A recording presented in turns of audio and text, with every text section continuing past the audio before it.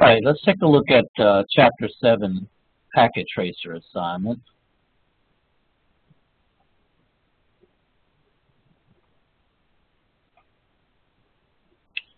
Okay, we see that there's a table which we will map IP addresses to interfaces. I have opened an Excel spreadsheet, and I'm going to copy the table that's in the packet tracer instruction and paste the table into Excel. Go ahead and open these fields a little bit.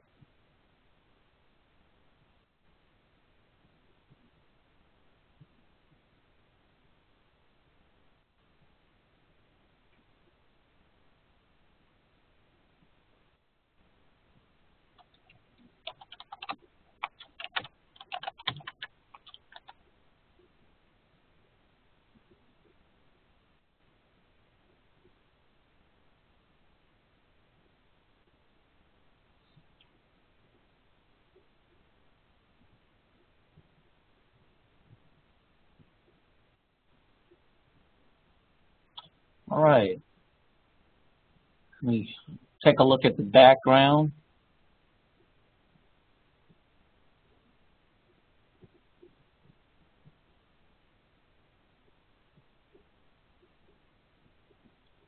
Okay, we've been asked to implement a new IP addressing scheme.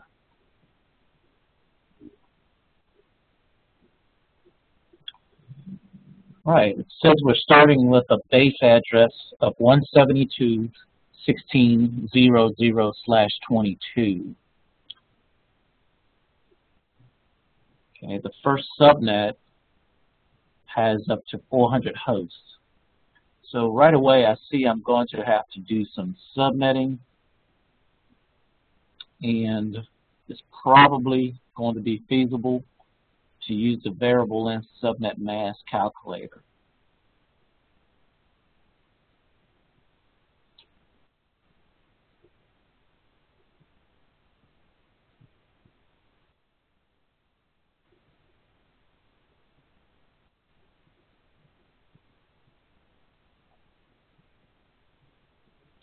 All right, I have, let's see, 1, 2, 3, 4, 5.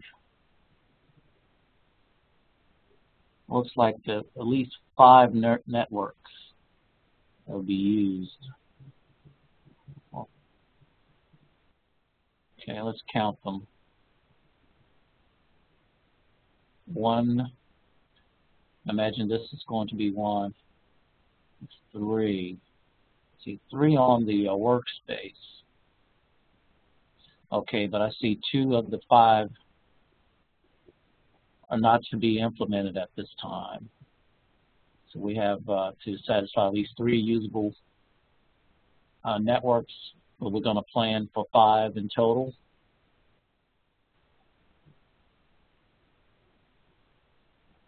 Okay, we're starting with 172.16.0.0 and /22. So this is our base network, and we have the subnet it. So the first subnet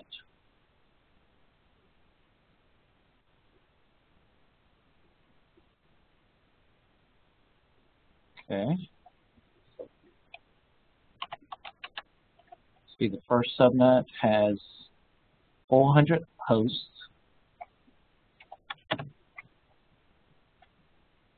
The second subnet has 180 hosts. Third subnet,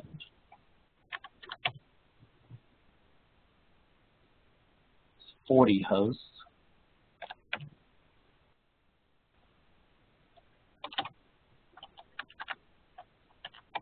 Fourth subnet, 18 hosts.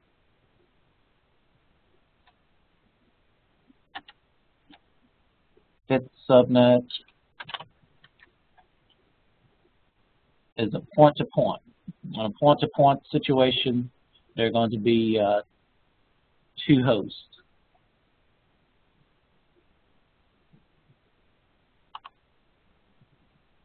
Okay, and sixth subnet be a point-to-point, and seventh subnet point-to-point.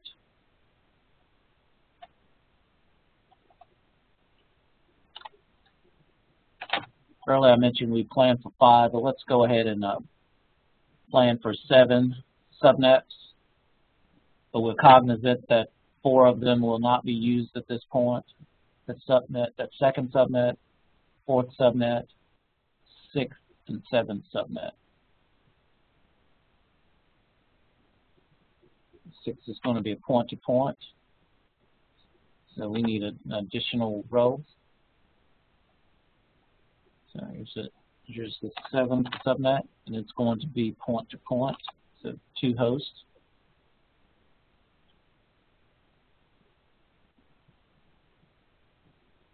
I'm going to sort these by name.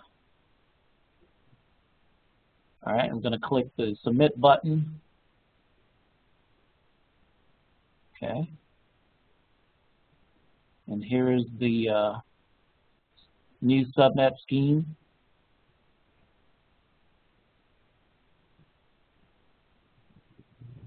Okay, again, the base network is 172.16.0.0, and it's a /22.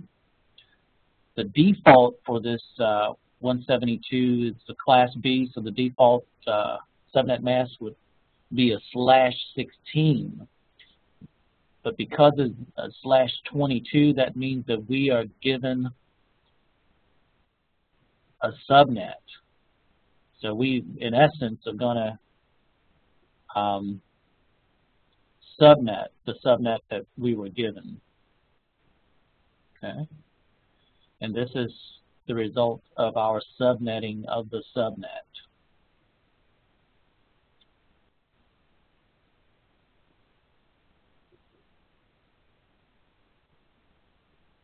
All right, interface IP addresses. It says for the server, configure the second highest usable IP address on the ISP LAN subnet.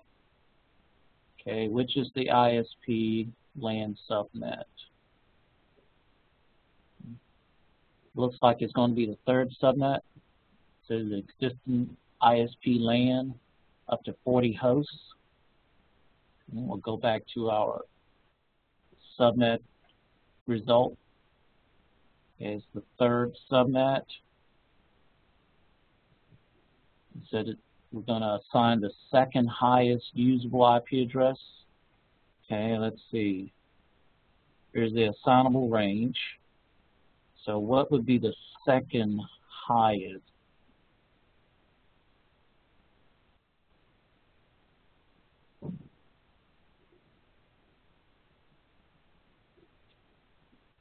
Okay, the highest is .62. So the second highest usable would be .61.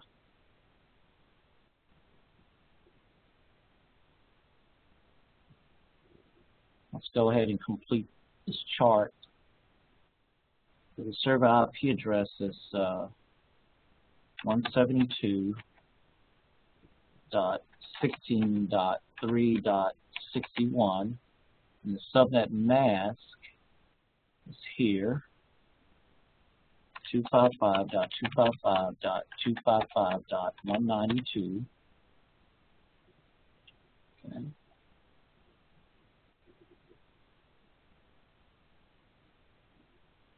All right, let's go ahead and actually configure the server IP address.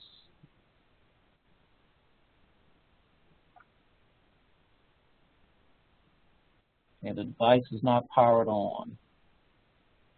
So none of the devices are properly powered on. So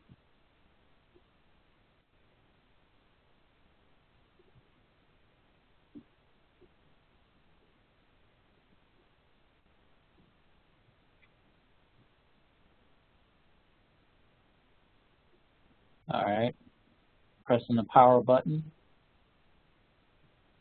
Okay, it's now powered on.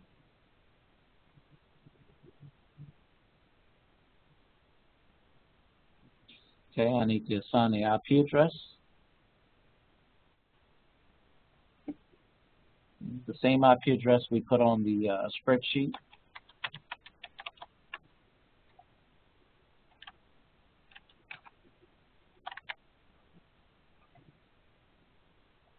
And the appropriate subnet mask for the network.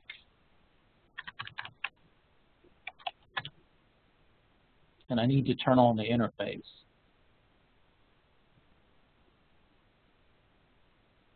Okay, for R1, we're going to assign the highest usable IP address on the ISP LAN to F0/0 interface. Okay, it's the highest usable. Again, this is the ISP LAN subnet, and this is the highest usable. Okay. Let's complete the table. R1 F0/0 172.16.3.62, the appropriate subnet mask.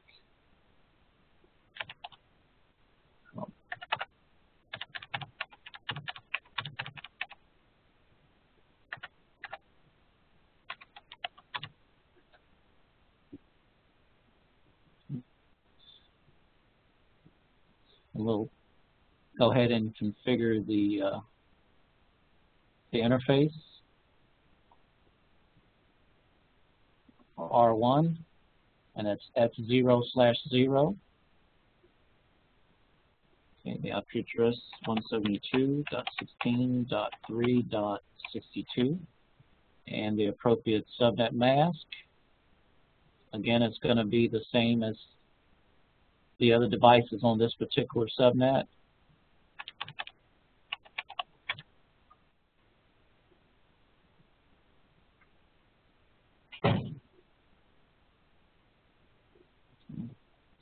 And note that the server is connected to R1, so R1 is going to be the default gateway for the server. So we should go ahead and plug in the default gateway of the server. It's going to be this IP address.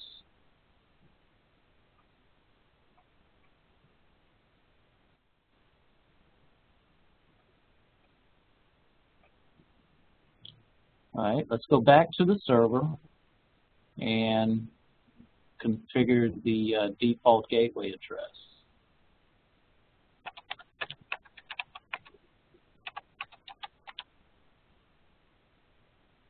Okay.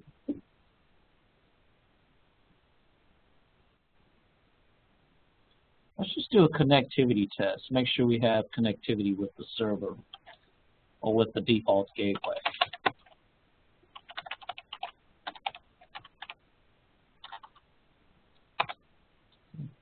We do. It's good.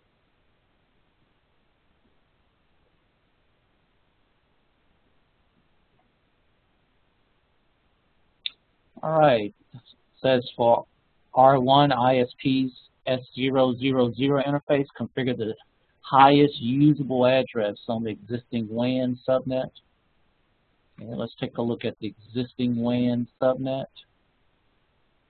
Okay, that's the 5th subnet. And going back to the variable length subnet mask calculator, go to the 5th subnet, and we're going to assign the highest usable to S0/00 of R1. So that's 172.16.3.98, and the subnet mask is 255.255.255.252.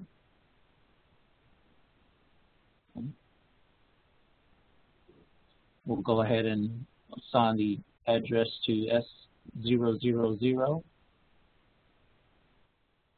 Turn on the interface. 172.16.3.98.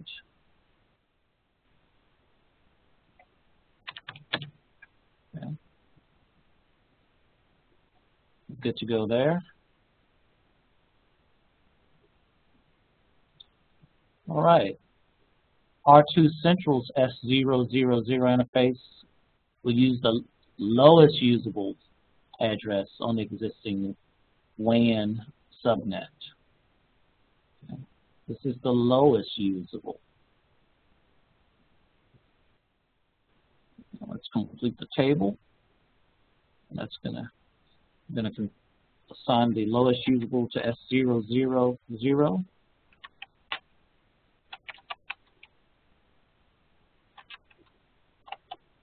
Okay. The subnet mask is here. The subnet mask for the 5th subnet is here.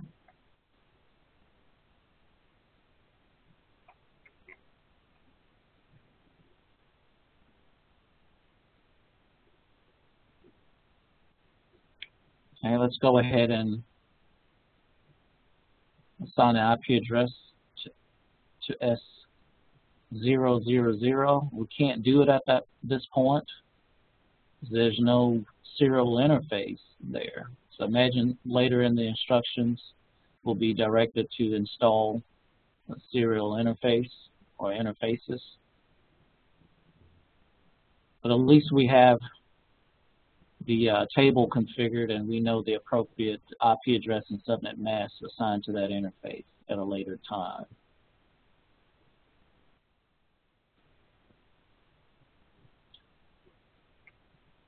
Okay, for our central's F00, we'll use the highest usable address on the existing student LAN. Okay, the existing student LAN is here. That's the first subnet.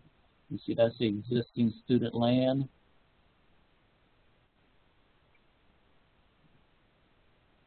Okay. So F000. Get the highest usable. So we'll go to the first subnet, and the highest usable is here.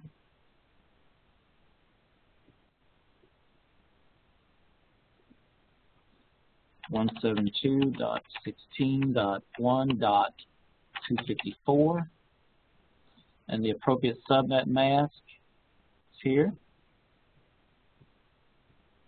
255.255.254.0.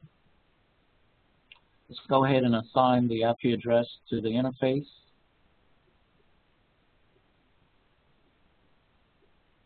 Turn on the interface.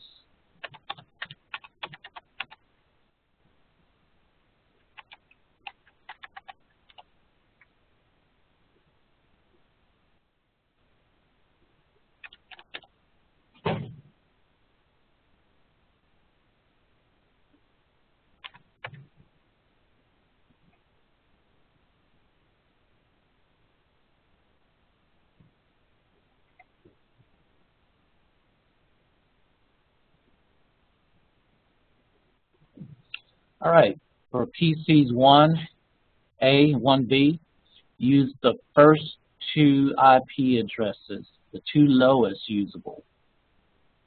On the existing student LAN, the two lowest usable would be 1 and 2.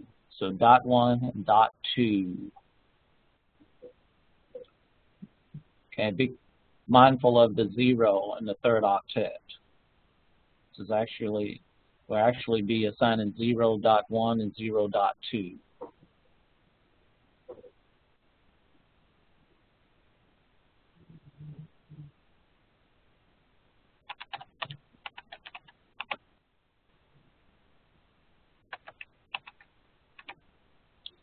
Appropriate subnet mask.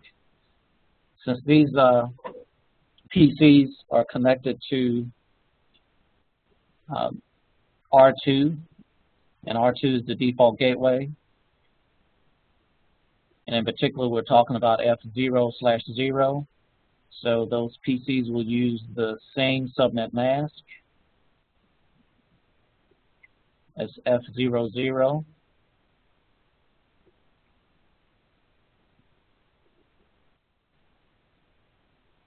Okay, this will be .2.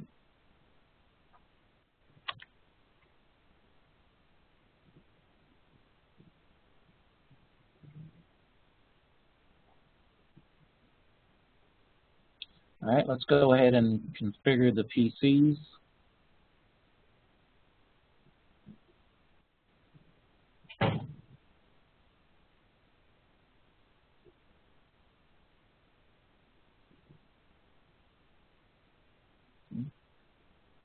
All right, what's the appropriate IP address for this particular PC? PC1A.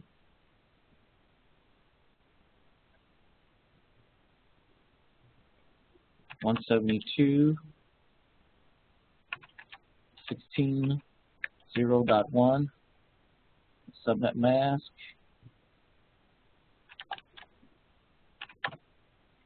Oh, the default gateway. We set that R2F00 is the default gateway. We'll go ahead and update our table.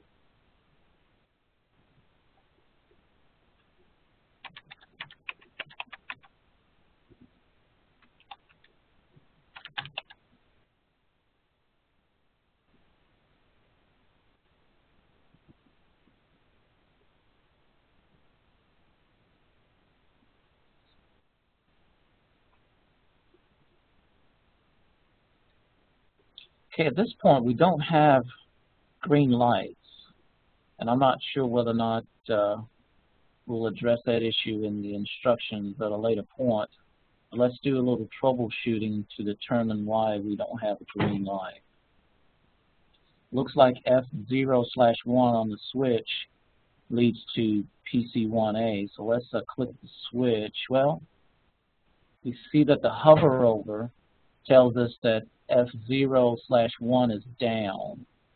So let's click the switch, go to the config tab, we'll click F01.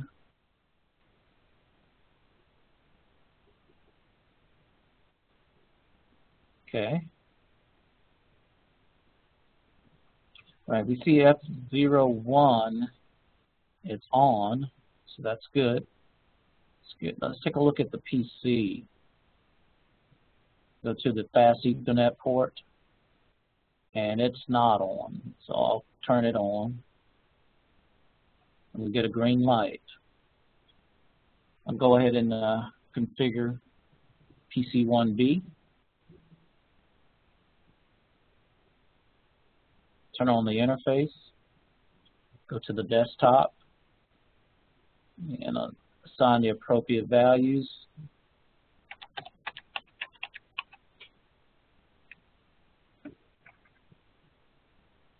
Okay.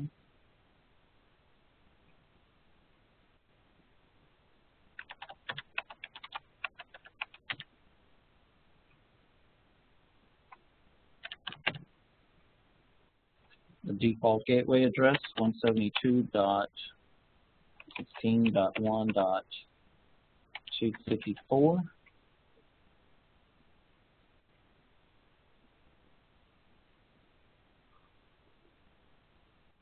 Okay, well, let's do a connectivity test at this point. Go ahead and ping from 1B to 1A.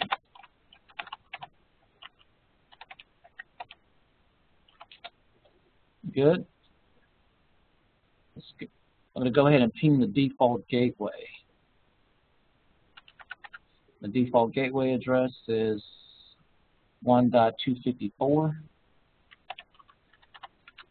Good. So we have connectivity between all of the devices on the existing student LAN.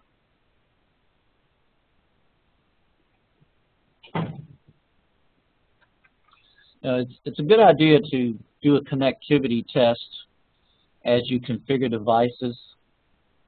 So if for some reason you run into problems later on, you'll know at what point you lost connectivity, and it'll help you in terms of isolating the problem.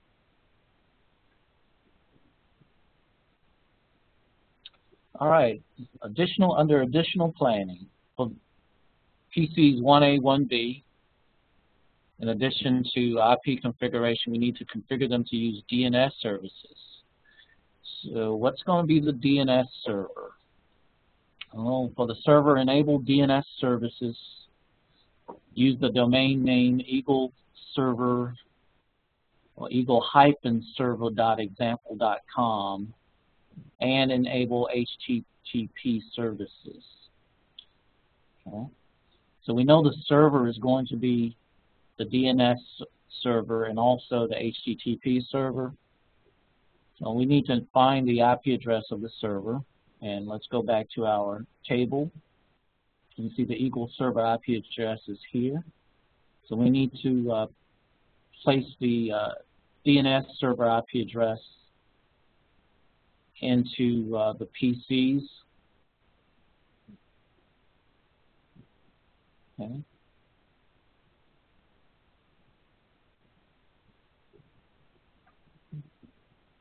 And the DNS server IP address is 172.16.3.61.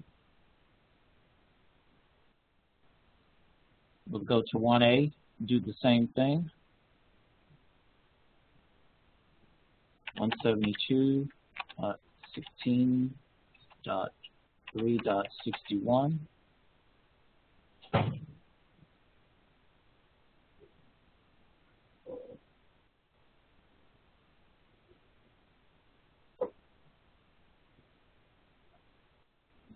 All right, for the server-enabled DNS services,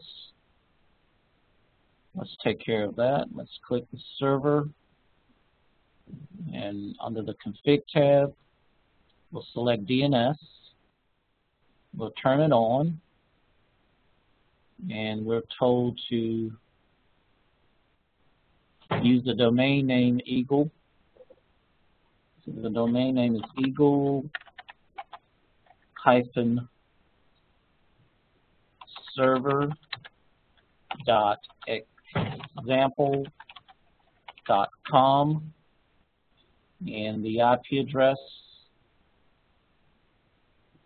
is going to be in this instance, the IP address of this particular server, because it's also a web server.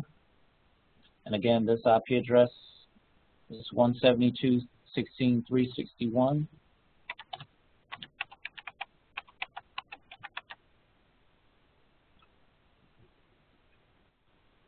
We'll go ahead and add the record. Okay. We now have a DNS record. Okay. And then the last component of this instruction says enable HTTP services. So we go to the HTTP component,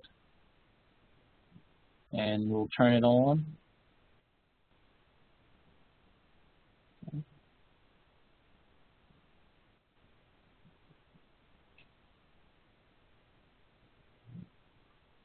All right, on R2 central router, the network interface card is missing for the serial connection.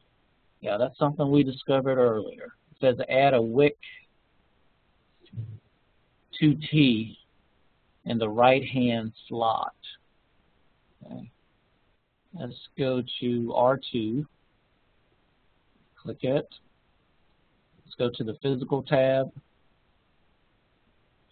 So we're going to add a card to this slot. And actually we're going to add this card, WIC2T. But I know we can't add it without turning off the power. So power down the device. Drag the WIC2T to the right slot. Power on the device.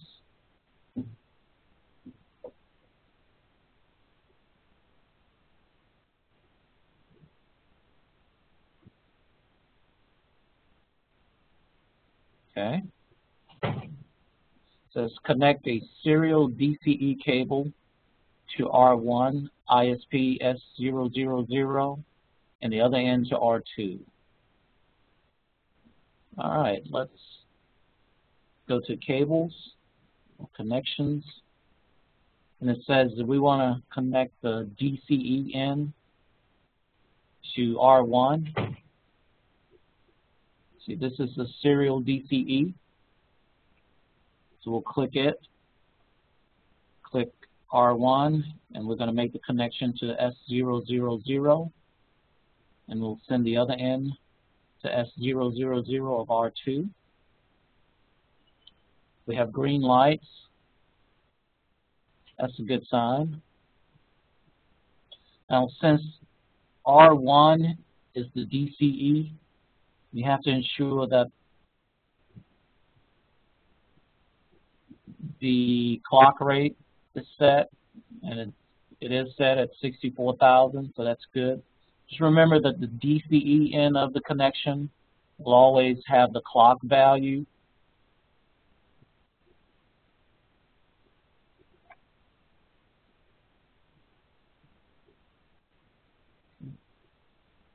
All right, let's do a connectivity test across this link.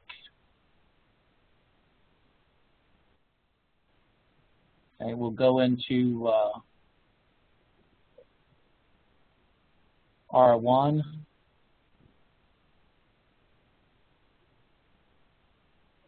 And basically, we want to get to this particular prompt.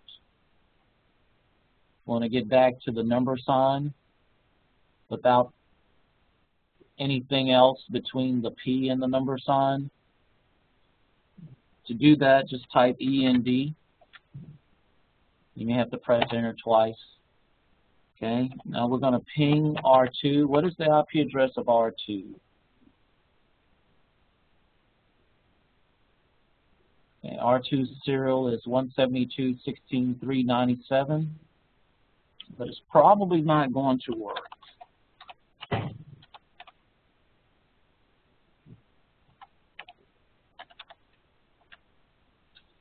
It's not working because we didn't assign an IP address to S000.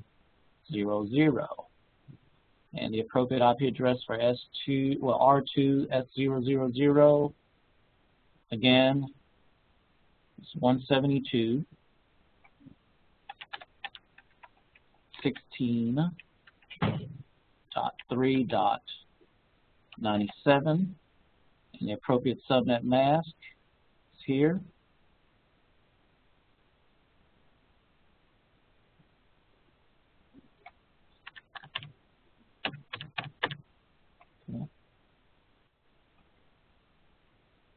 Okay, let's go back to R1 and try that ping again.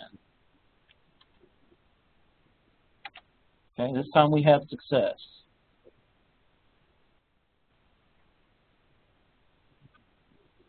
All right, here it says under task 3, we need to go ahead and configure the servers, the routers, and PCs. We've already done that. Okay, it says part of the router configuration has already been done. All you must do is configure the static routes and the interfaces via Google. We've configured the interfaces, but we did not configure the static routes, and you shouldn't have to worry about that. Use the file that's posted. I've already enabled dynamic routing, so we don't need the static routes, and that's something that you don't have to concentrate on at this time. If you use the file that's posted and configure the addresses on the appropriate interfaces, and everything should work just fine.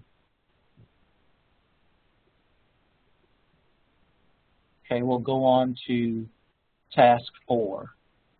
All right, it says use ping, trace, web traffic, and the inspect tool. Trace packet flow in simulation mode with the HTTP, DNS, TCP, UDP, and ICMP viewable.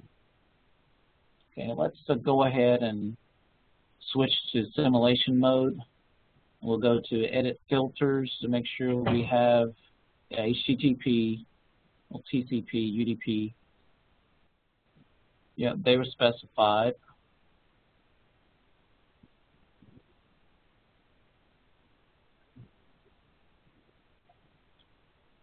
DNS, okay, DNS is checked. ICMP, checked. Okay, so we're good to go. And we'll take a look at the inspect tool too.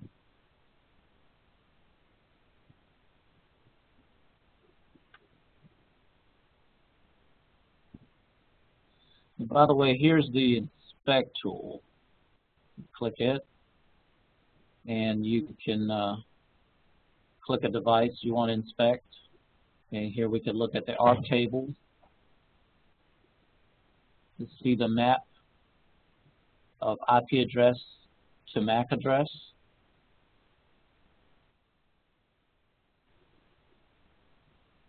You could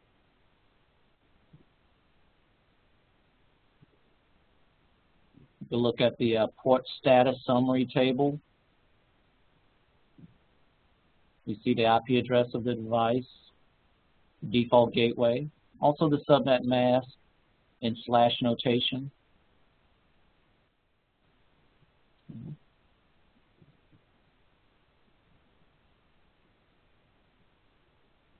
Okay, I click R2. Get to look at the routing table. See, R2 knows about two networks, the directly connected network, which is here.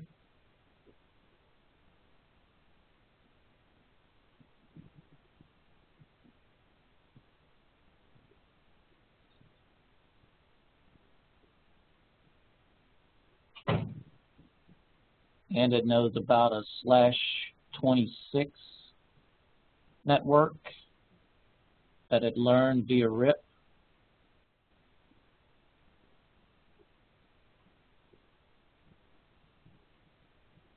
Okay, we can look at the ARP tables. It doesn't look like it's learned any MAC addresses. And also notice that there are two red lights. Let's take a look at why that's so. So I click the select tool. I'm going to select R2, see what's going on. Let's look at F00. Okay, that interface isn't on. And also, looks like we don't have an IP address. Okay, let's assign the appropriate IP address. Okay, for F00 R2. Let's see, F00 of R2. I know we assigned the IP address earlier, but for some reason, when you power down a device in Packet Tracer and remove or insert a network card, Packet Tracer loses IP addresses.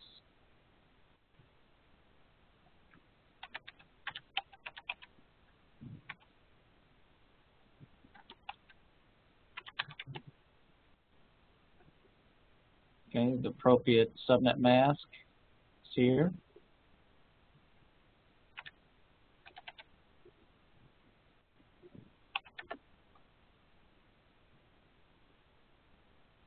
Okay. At this moment, I can't ping the default gateway from a PC because of this amber light. To get the light to go green, I need to go back to real-time mode. Generally, the amber light takes about 20, 30, 50 seconds to go away. That's because the switch is running something known as spanning tree protocol, and we'll discuss that more in Net 225. All right, I'm going to ping from PC1B to the default gateway just to ensure we have connectivity.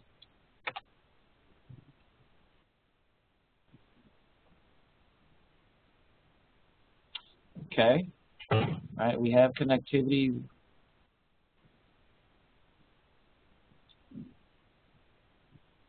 And you're probably wondering why we got the time out there. That's because devices that are on the same network will communicate via the layer 2 address.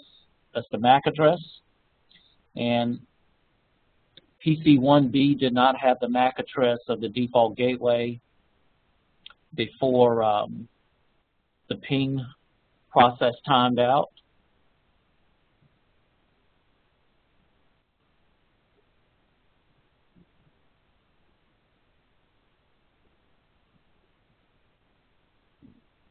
And we call the process of a device gathering the MAC address that belongs to a particular IP address, ARP. That's Address Resolution Protocol. All right, now let's use the inspect tool again to look at R2's ARP table.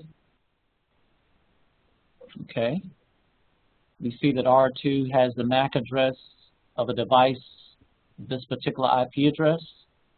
What device is that? Let's look. Oh, that's PC1B, the PC that we use to send a ping to R2.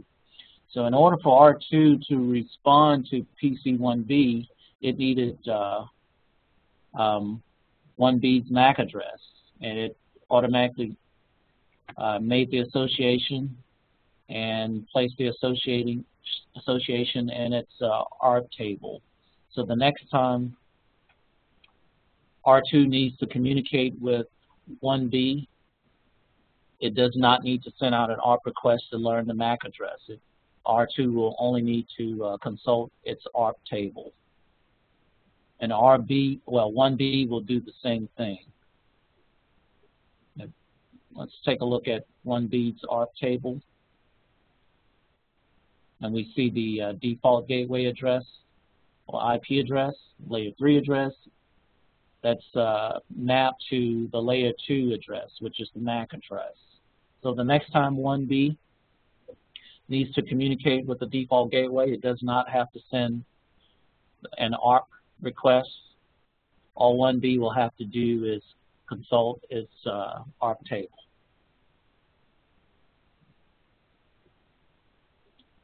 All right, let's take a look at R2 routing table. You should have one more route, 3 routes. Okay, so this shows us that R2 is connected to 2 networks, the /23, which is this particular network, the /30, which is this network, and it knows about another network that was learned via the RIP routing protocol, which is this particular network.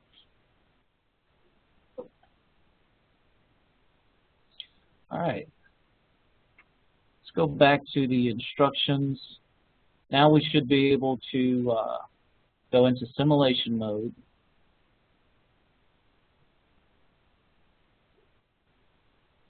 And we should be able to trace some packet flow. And what type of packet flow should we trace? Well, let me make sure I'm using the select tool. Okay.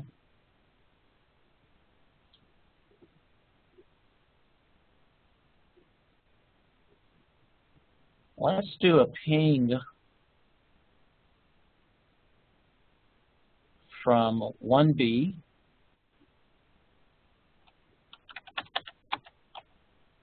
to S000 of R1.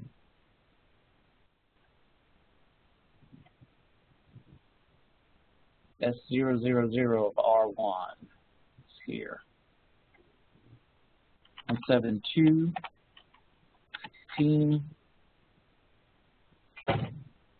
3, 98. Now press the enter key.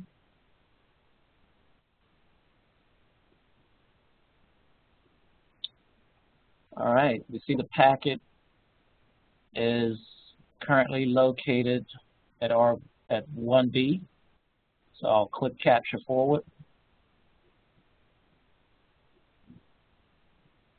Now the packet is located at the switch. From the switch to R2. Okay, R1. Okay. R1 replies. The packet is now at R2. And back to 1B.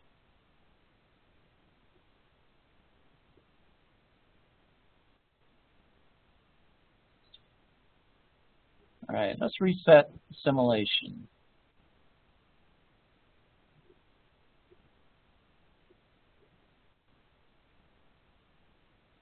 Okay, I'm going to go ahead and save this.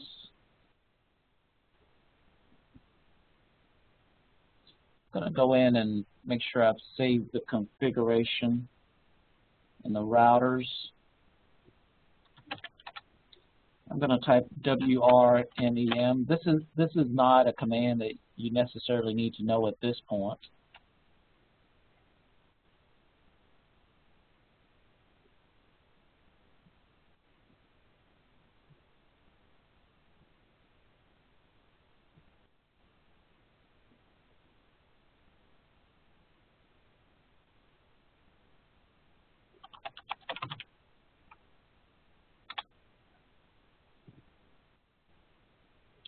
Okay, I'm going to power down the devices.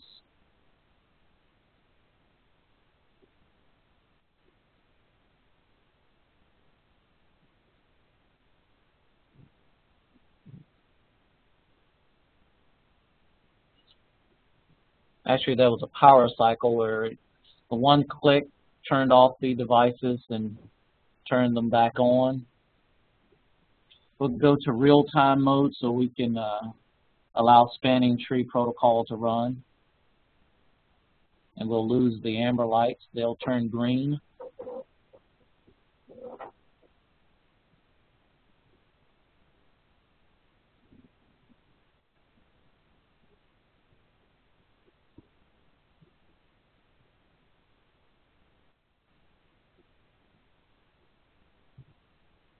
All right, let's use the inspect tool to view the ARC table of 1B. Okay, notice that it's blank.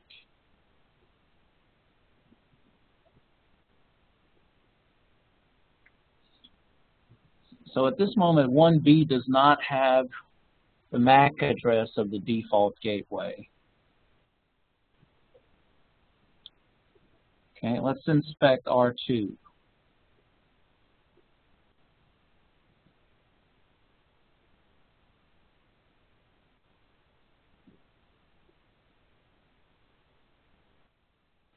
Okay. R2 has an IP address associated with the MAC address, which happens to be its own F0/0 interface.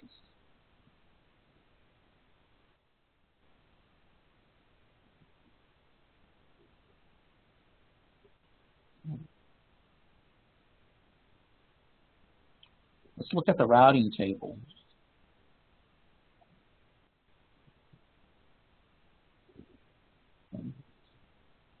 Okay, we have some routes, same routes as before. Okay, let's go back to the select button. Let's go into real time, well, not real time, but simulation mode. Make sure we have our filters selected, and we see here that we have the appropriate filters selected. All right, let's select 1B, and let's ping the default gateway.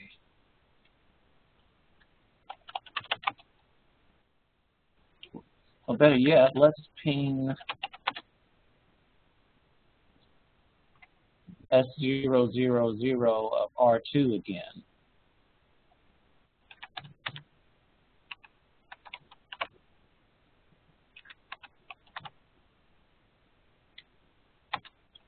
press the enter key.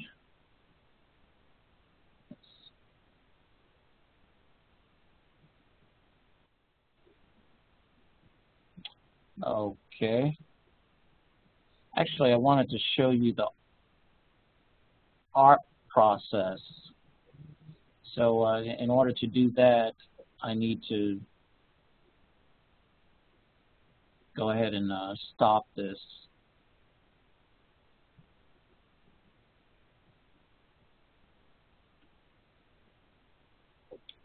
And I'll go ahead and go back to real-time mode.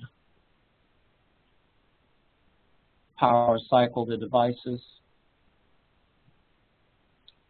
We're waiting for a spanning tree protocol to run course.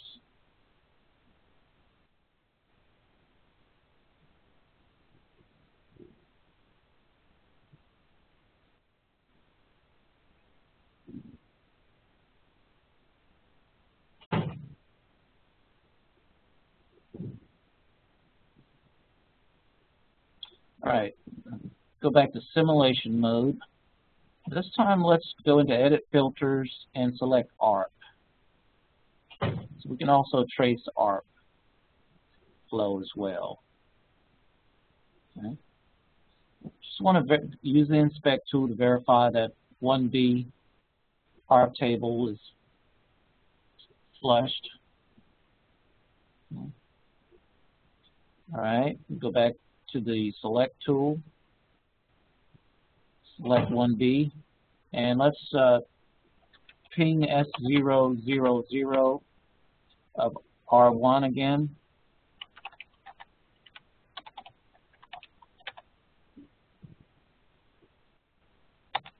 And press the enter key. All right. We see here the PC is generating an ICMP packet, which is a ping. But the PC also determined that the destination is on a different network. So it needs to send the packet to the default gateway. But it does not have the MAC address of the default gateway, so it has to get the MAC address by using the ARP process. Okay, we see the ARP process in action. Now, ARP is a broadcast. That means it will go to every device on the local area network, because the device that's sending ARP has no idea which device owns that particular MAC address. So hence the process is broadcast. It goes to all the devices on the local area network, and the device with the IP address will respond with its MAC address. And we see that although PC1A received the ARP request, it's basically going to drop it because it knows that the ARP request isn't for it. Well, how does PC1A know that the ARP request isn't for it? Let's click the envelope to see. Let's look inside of the packet. Okay. We see the preamble and the destination address is all F's. That means broadcast. It goes to every device on the local area network. We see the source address, which is the MAC address of PC1B. Then let's go in up a layer. Let's layer 3 to look at the actual ARP information. We see the source MAC address, which is, again, PC1B. We see the source IP address, which is the IP address of PC1B. We see the target MAC address is all zeros because PC1B does not know the target MAC address. It's trying to get it, but it knows the target IP address, which is 172.16.1.254, which is the default gateway address. Well, PC1A knows that this ARP request isn't for it because this is not its IP address. The target IP address is not that of PC1A. Okay, so therefore PC1A would drop the ARP request or simply not respond. However, R1 should respond. And let's see that. Okay, it's sending a response. Let's look at the response.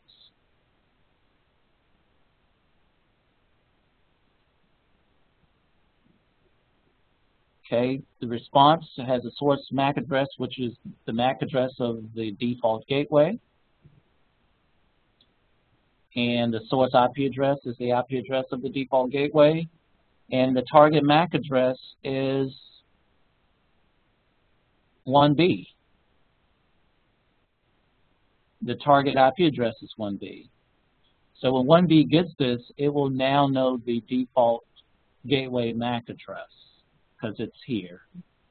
The source address in this instance is that of the default gateway.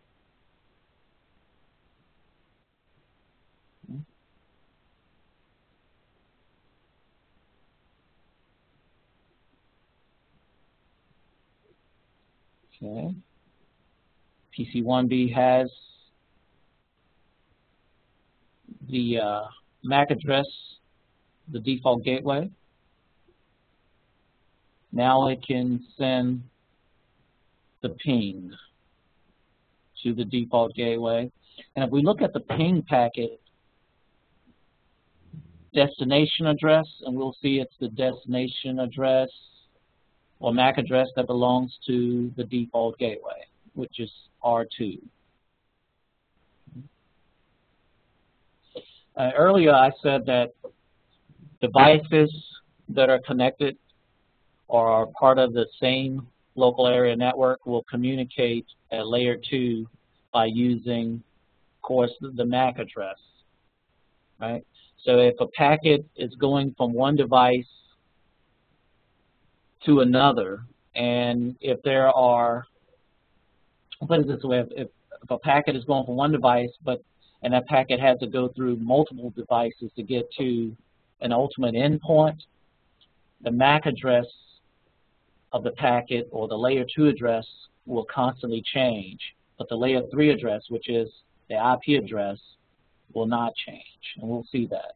So let's look at the source MAC address is the IP address of 1B. The destination is R2, which is the default gateway.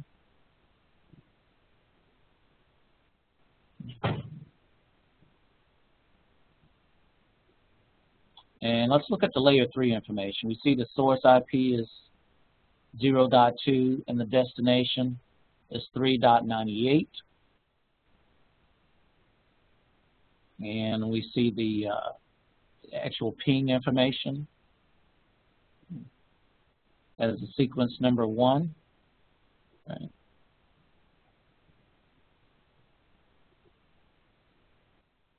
All right, the packet is now at R2.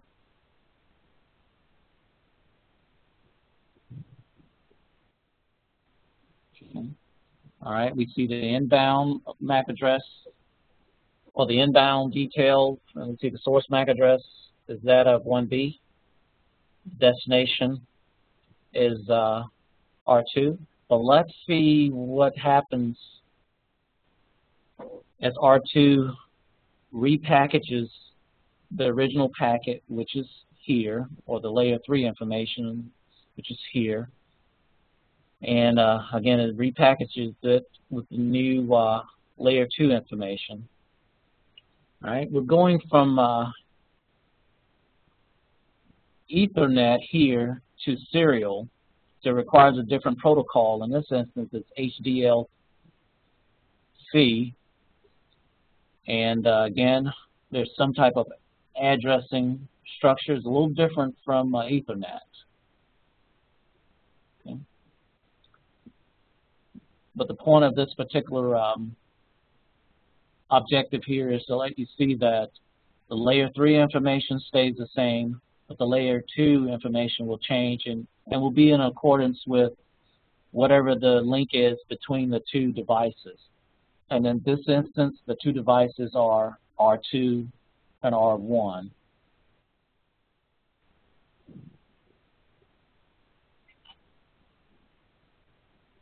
Okay.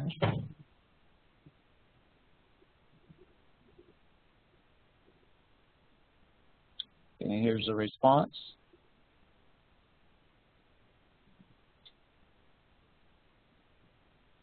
At your leisure, go ahead and ping a variety of devices. Perhaps you may want to ping from 1B to R2, or ping from 1B to the Eagle server. You may want to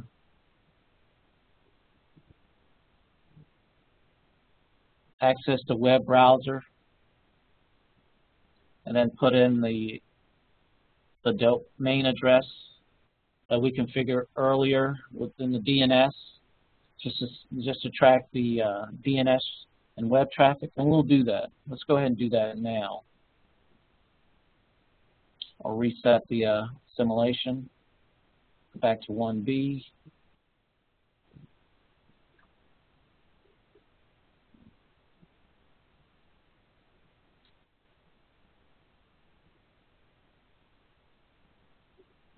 Okay, I'm going to go to the web browser, put in this domain name,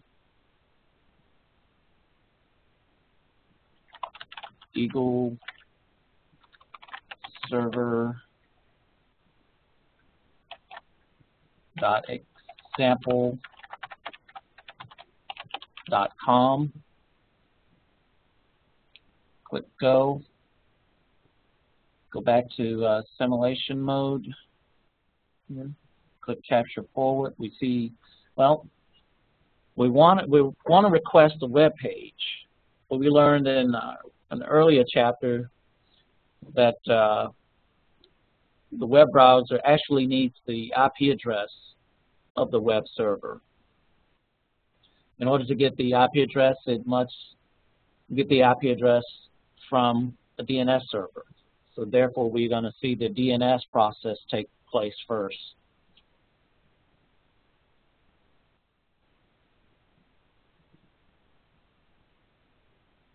Okay. If we click the packet, we should see the source MAC address is that of 1B, and the destination MAC address is the next stop en route to the ultimate destination, which is, in this instance, the next stop is the default gateway. So that should be the destination MAC address.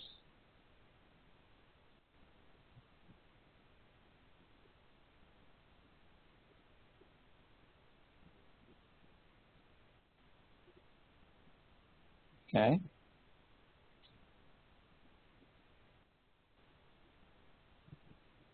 All right. We see two things happening here. We see R1 receives the DNS request, and it notices the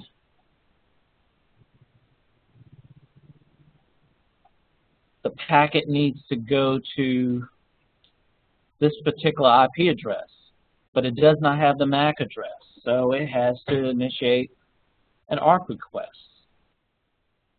Okay, and we see that here.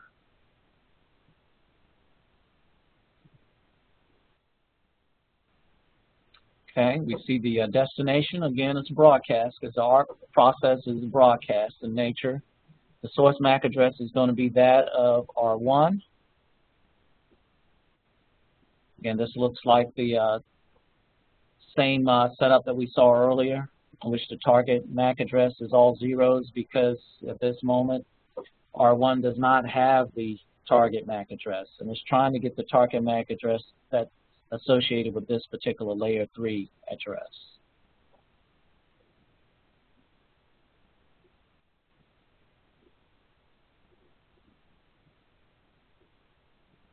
Okay.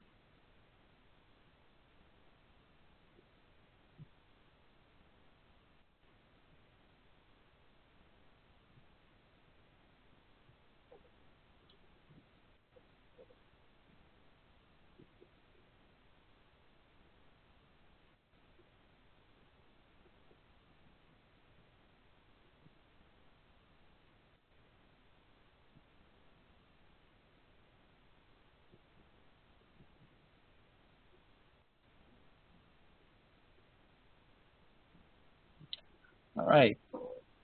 Now that R1 has the IP address that's associated with the domain name eagle-server.example.com, 1B can actually request the web page. And that's what's happening now.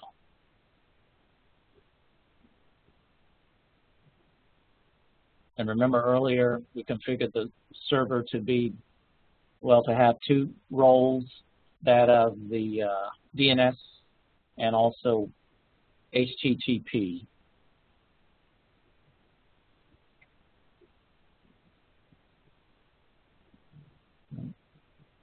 Okay, again, just go ahead and trace packets of variety at your leisure.